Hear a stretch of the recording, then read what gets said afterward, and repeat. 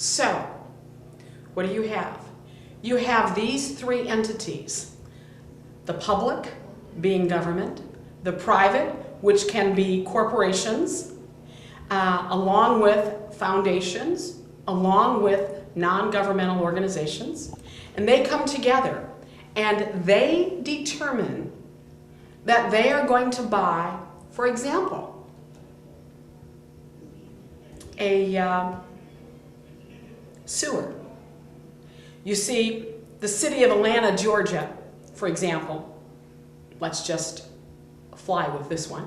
Atlanta, Georgia cannot afford to restructure, revamp their sewage system. And therefore, they go to the people, the citizenry, and they say, we're going to have to raise your taxes X amount of dollars in order to be able to afford to restructure, revamp the sewer system. The citizenry says, we already pay too many taxes. We refuse to do this.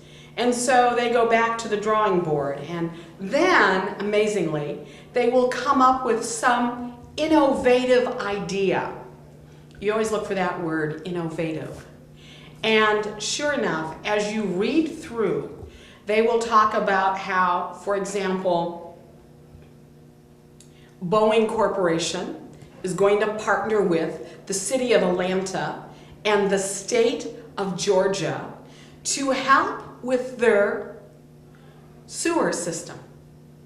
And of course, the Nature Conservancy or the Sierra Club or one of them is going to come along as a non-governmental organization to help. And so pretty soon what really happens is the sewer system, which belongs to the taxpayers of Atlanta, Georgia, is transferred to this new partnership, which is comprised of Boeing and the city of Atlanta and the state of Georgia and the Sierra Club to help the citizens get a new sewer system.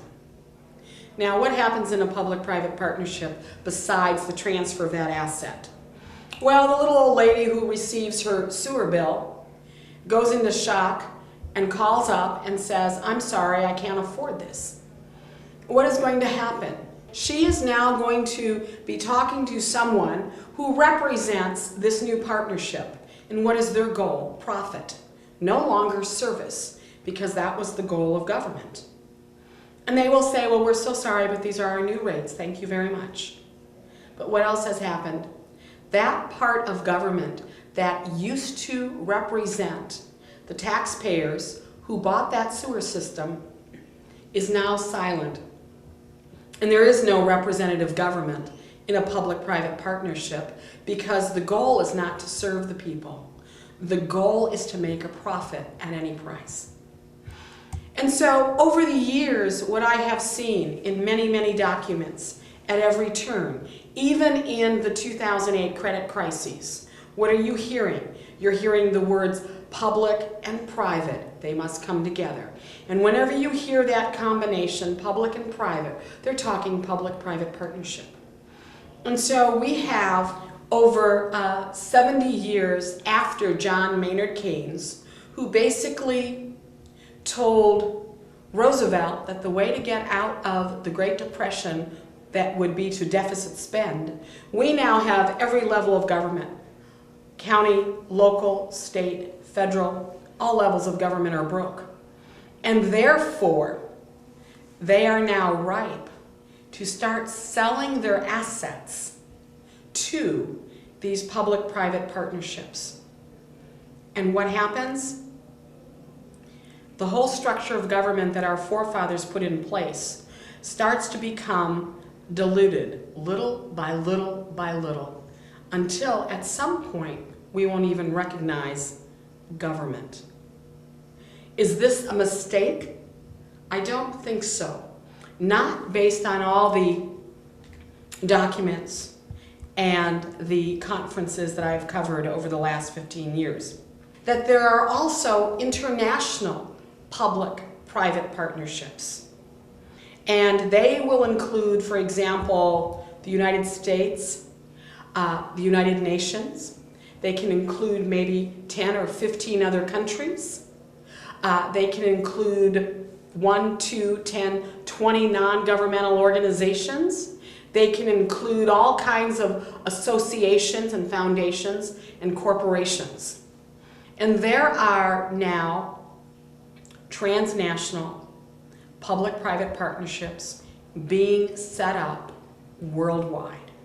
I would invite you to go to my website, womensgroup.org, WOMENSGROUP. Take a look at some of our information. Some of it is free, some of you will have to send for, but we have a number of books. For example, Prince Charles, The Sustainable Prince.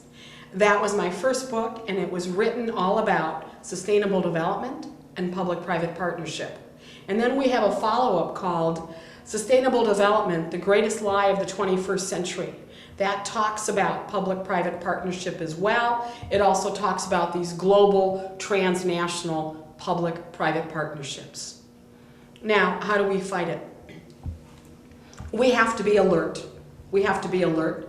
We have to know what a public-private partnership is. And then we have to go to the meetings and we have to oppose it. I don't know how else to do it.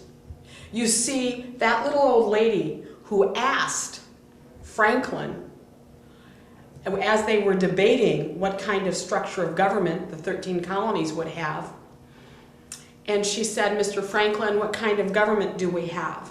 And he replied, "Madam, you have a republic if you can keep it." And that is where we find ourselves today. Thank you, God bless you, and God bless America.